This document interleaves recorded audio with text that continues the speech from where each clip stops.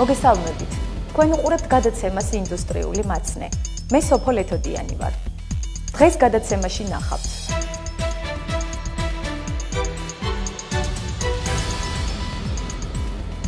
ჯორჯიან მანგანეზში დასაქმებულები 15 დღიანი დამატებითი ანაზღაურებადი შვებულებით ისარგებლებენ. უნივერსალური ლოკომოტივები ფეროშენადნობთა ქარხნის სარკინიგზო საამქროში.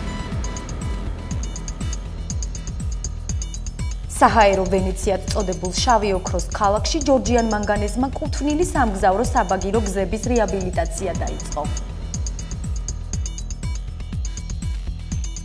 ჯორჯიან მანგანეზის თანამშრომლები პროფესიულ სპორტულ ტურნირებში წარმატებით მონაწილეობენ.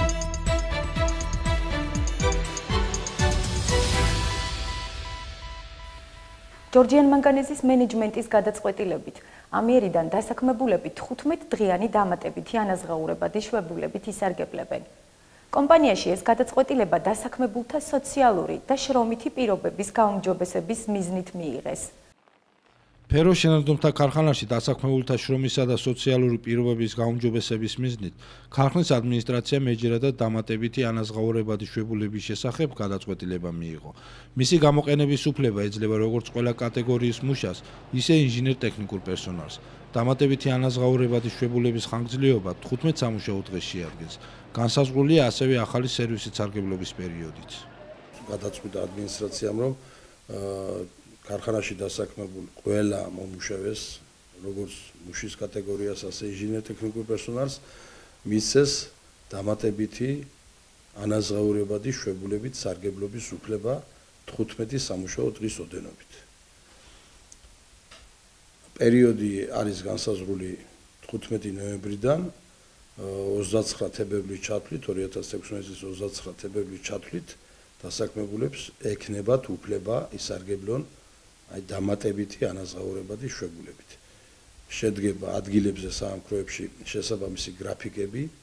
საწარმოს ადმინისტრაციის ამ ინიციატივის შესახებ დასაქმებულებს ინფორმაცია დროულად მიეწოდა.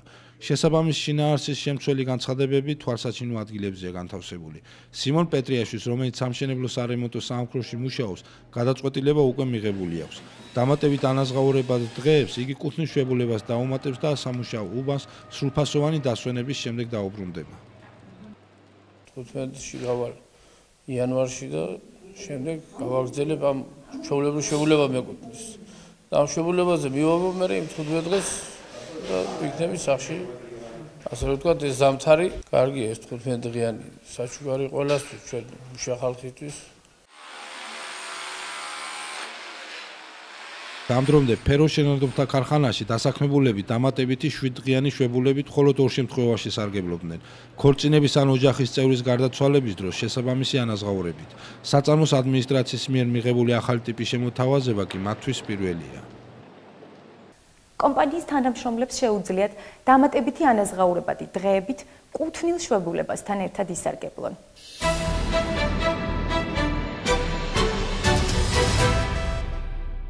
ფეროშენადნობთა ქარხნის სარკინიგზო საამქროში სიახლეა.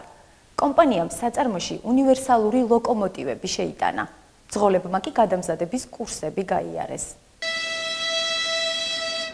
ფეროსტფომავლები ქარხნის სარკინიგზო სატვირთო გადაზიდვებისთვის ძირითად საშუალებას წარმოადგენს. მის მიერ პროდუქციის მწარმოებელი საამქროების დროულ მომსახურეობაზეა დამოკიდებული იმპორტისა და ექსპორტის მოცულობა. რკინიგზის ტრანსპორტის საამქრო ეს წარმოადგენს ქარხნის ძირითად ხერხემალს, ასე ვთქვათ, რის მეშვეობითაც ხდება ექსპორტისა და იმპორტის დამუშავება. ანუ თვეში დაახლოებით ვამუშავებთ 1200-დან 1500 ვაგონამდე ტვირთს. რკინიგზის ტრანსპორტის საამქრო სტრუქტურასთან დაკავშირებული სირთულეები უნივერსალურმა ლოკომოტივებმა შეამსუბუქა. განსხვავებული მექანიზმის მქონე სატრანსპორტო საშუალებას მოძრაობა როგორც სარკინიგზო მაგისტრალზე, ისე საავტომობილო გზაზე შეუძლია. თანამედროვე ტექნიკის უახლესი ნიმუშების შესწავლის მიზნით მძღოლებმა გადამზადების კურსები გაიარეს. მომართან შედარებით ისეთი უპირატესობა, რომ მას შეუძლია რომ იმოძრაოს ლიანდაგზეთ და ასევე გადმოვდივართ ასვალტზე რომ ვიაროთ, უფრო ჩქარად ვაკეთებთ საქმეს ამით. ეს უპირატესობა ჩვენ ნილოქს. ფეროს სარკინიგზო ქსელი 18 კილომეტრიან მონაკვეთს ფარავს. მისი ტექნიკური შესაძლებლობები 3 თბომავლისა და 2 უნილოკის სახით საწარმოს ტექნოლოგიური პროცესების შეუფერხებელ წარმოებას განაპირობებს. თანამშრომლების სოციალური პირობების გაუმჯობესების მიზნით სარკინიგზო სატრანსპორტო საამქროს ოფისი რემონტდება. იცვლება კარფანჯარა, წესრიგდება სველი წერტილები, რეაბილიტაცია utardeba შენობის შიგა ინტერიერს. ეს არა პირველი ობიექტი, რომელსაც ეს ქარხანა აკეთებს. ეს არის თითქმის მე-6 თუ მე-7 ობიექტია, რასაც ჩვენ ახლა ვაკეთებ და ვალამაზებ. ქარხნის სარემონტო სამშენებლო ბრიგადა ფეროს რკინიგზელებს განახლებულ ობიექტს რამდენიმე კვირაში ჩააბარებს. სიახლეების დანერგვა ტექნოლოგიური პროცესების შეუფერხებელ განხორციელებას და დასაქმებულთა პირობების გაუმჯობესებას უზრუნველყოფს.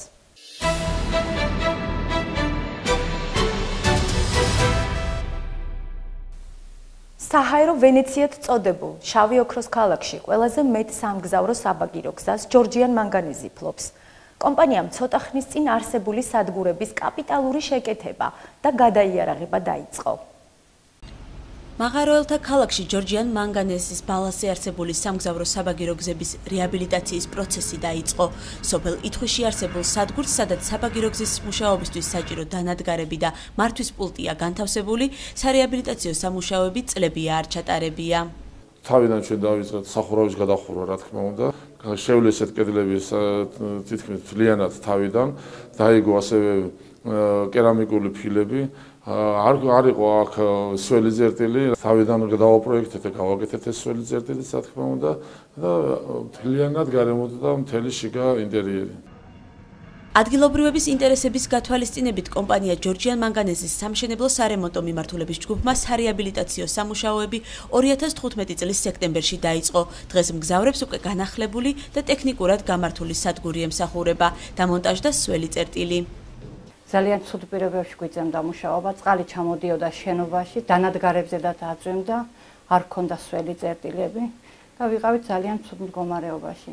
რაც რემონტი დაიწყო, გარემონტდა, დაიხურა სადგურით, სველი წერტილებით გაკეთდა სამანქანო შერემონტო და ყველაფერად კმაყოფილები ვართ.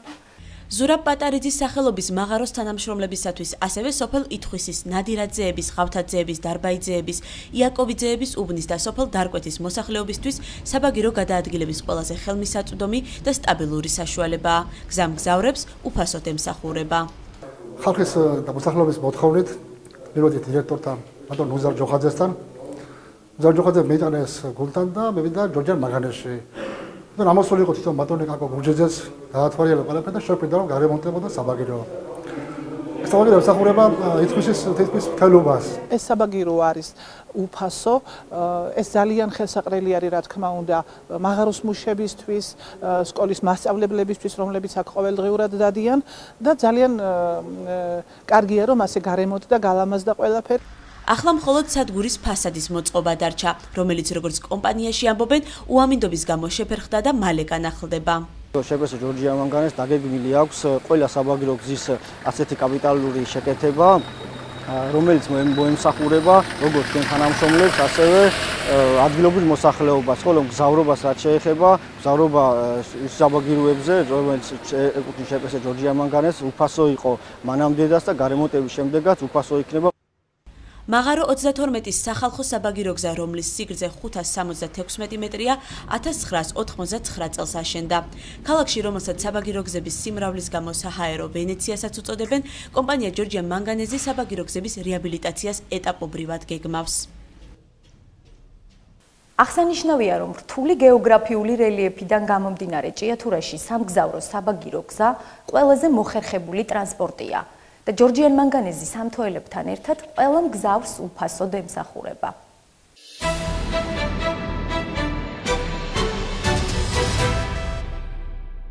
ბიზნეს ჩემპიონატში პირველობისთვის ჯორჯიან მანგანეზის 2 გუნდი, ფეროშენადნობთა ქარხნის ფერო და ჭიათურის სამთო გამამდიდრებელი კომბინატის GME იბრძვის.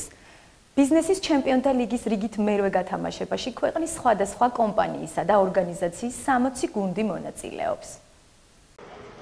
ჭიათურის სამთო გამამდიდრებელი კომბინატის მინიფეხბურთელთა გუნდის წევრები კვირაში 3-ჯერ ამ სტადიონზე ვარჯიშობენ. მათი მთავარი სამიზნე ბურთი და მოწინააღმდეგის კარია. შარშან ჩვენი დასახული ბიზნესები შევასრულეთ. ნამდვილად 100%-ით, ესე რომ ვთქვათ. გუნდი გამოდიოდა ოქროს ლიგაში და პირველი ადგილი დავიკავეთ პირველ წრეში. რაც შეეხება შემდეგში, პლეი-ოფები ჰქონდა და ნახევარფინალში ევროპაბეთთან დავმარცხდით და ამის დამიხედვით პირველ წრეში რომ პირველ ადგილზე გავედით, სუპერლიგა B-ში გადავედით. გუნდის შექმნის იდეა რამდენიმე წლის წინ მას შემდეგ გაჩნდა, რაც ტყიბულის, ჭიათურისა და ზესტაფონის საწარმოებში დასაქმებულმა ახალგაზრდებმა მეგობრული მატჩები გამართეს. ზალიკო იყო მაშინ ქაჯაია და დავილაპარაკეთ ჩვენ და ვთხოვეთ ბატონ ველვეს რომ აი ეს ჩვენი გუნდი რაღაცა ჭიათურის წარმოგვეჩინა და არ ველოდით საერთოდ ისეთ შედეგს მიაღწიეს. იდეა რომ ჩაისახა ამაზე ფაქტიურად ამ დროს გამოცხადდა რომ რაღაც ბიზნეს ტურნირი იწყებოდა. შემდეგ იყო პირველი ბიზნეს ჩემპიონატი ქვეყნის მასშტაბით, რომელმაც ჭიათურის სამთო გამომდიდრებელი კომბინატის ფეხბურთელთა გუნდს ჯერ ვერცხლის ლიგაში მოუტანა ადგილი, შემდეგ ოქროს ლიგაში. ახლა ისინი წლის ჩემპიონები არიან. რამოდენიმე წელია ჩვენ ვიღებთ ამ ტურნირში მონაწილეობას. აბსოლუტურად მთელი კოლექტივი ძალიან დიდი ენთუზიაზმით გულშემატკივრობს ჩვენ გუნდს. ყველა ითხოვს ინფორმაციას როგორ მორჩა მატჩი და ასე შემდეგ, ასე რომ განწყობა არის ძალიან კარგი და მოკლედ აი რაღაცა გამოგვივიდა რა. ჭიათურისა და ზესტაფონის გუნდები ერთ საწარმოს წარმოადგენენ, მაგრამ მინდორზე მათ უშეხავათო ბრძოლა აქვთ. ჩემპიონატი ახალი დაწყებულია, ჩვენ მეორე თამაში ვთამაშობთ დღეს დღეისობით. ფიქრობთ ჯერჯერობით ლაპარაკი ზედმეტია, იმიტომ რომ პირველი ტურებია, ორი ფრეთვი დავამთავრეთ მატჩი. ერთ-ერთი იყო დერბი ჰქონდა, ეს რო გეტყვიან, ზესტაფონის ფეროს გუნდთან. ჩამოსული იყვნენ ფეროს ძალიან ბევრი ხელმძღვანელი, როგორც ჩვენი ისევე. მატჩი ძალიან დაძაბული და დამთავრდა ფრედ. ეს იყო ჩვენთვის ერთ-ერთი საუკეთესო თამაში სხვათა შორის. ბიზნეს ლიგაში წარმატების მოსაპოვებლად კიდევ ერთი მინი ფეხბურთის მოყვარულთა გუნდი იბრძვის. ფეროელები მიხეილ სალაძის სახელობის სპორტულ გამაჯანსაღებელ ცენტრში ბოლო 4 თვეა ინტენსიურად ვარჯიშობენ. ჩართულები ვართ აი ამ შესანიშნავ ტურნირში და ყოველდღიურად თითქმის მონაწილეობთ ვარჯიშობთ. აი აქ გვაქვს წარმატებები საკმაოდ კარგი. სუპერლიგა B-ს დებიუტანტებს გასული წლის გამოცდილებაც აქვთ, როცა მათ ვერცხლის ლიგაში იასპარეზეს. გუნდი ფერომაში მთლიანად ფეროშენადნობთა ქარხნის თანამშრომლებით იყო დაკომპლექტებული. მოგვიანებით სათამაშო პრაქტიკის მქონე ფეხბურთელები დაიმატეს და დღეისათვის ისინი სერიოზული განაცხადის გასაკეთებლად ემზადებიან. ესეთი რაღაც ზესტაფონში არ ყოფილა სინთეზი ქარხნის მომუშავე პიროვნებებს შორის და ყოფილ ვეტერან ფეხბურთელებს შეკრული გუნდი პირველად მონაწილეობს ესეთ დონის ჩემპიონატში და რისთვისაც მადლობა გვინდა გადავუხადოთ მე პირადად ფეროს ქარხნის ხელმძღვანელობას.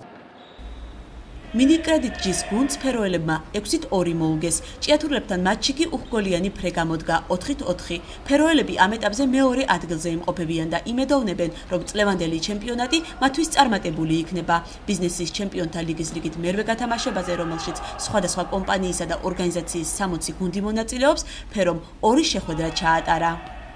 განსაკუთრებით აღსანიშნავია ჯორჯიან მანგანეზის ჭიათურას მონაწილეობა, რომელიც საკმაოდ ძლიერ გუნდს წარმოადგენს და თუმცა მიუხედავად ამისა, ბოლო თამაში ჩვენ ერთმანეთს შევხვდით და დავამთავრეთ ერთმანეთში მეგობრული ანგარიშით ფრე 4-4. სტარტი საკმაოდ კარგი გვაქვს და გამოიჩინა ყველაზე დიდი ყურადღება ქარხნის დირექტორმა ვასილი გერეგამ, ასევე ორგანიზაციულად ხარში გვიდგა ქარხნის მთავარი ინჟინერი ვასილ გველესიანი და მასაც ასევე დიდი მადლობა უნდა გადავუხადოთ. ბიზნეს ჩემპიონთა ლიგის გენერალური სპონსორია VTB ბანკი, ხოლო ორგანიზატორი სპორტული სააგენტო SBM-ი, რომლის წარმომადგენლებმა ჩემპიონთა ლიგის 2015-16 წლის სეზონის პრეზენტაციაზე ლიგის ოფიციალური ექსკლუზიური ბურთი წარადგინეს. სწორედ ამ ბურთით გაიმართება ლიგის თამაშები. ჯორჯიან მანგანეზის გუნდები უკვე რამდენიმე წელია პროფესიულ სპორტულ ტურნირებში მონაწილეობენ. ვერცხლის და ოქროს ლიგის შემდეგ კომპანია უკვე სუპერლიგაში გამარჯვებისთვის ემზადება. თქვენ უყურებდით გადაცემას ინდუსტრიული მაცნე. შევხვდებით ზუსტად ერთ კვირაში. მომავალ შეხვედრამდე.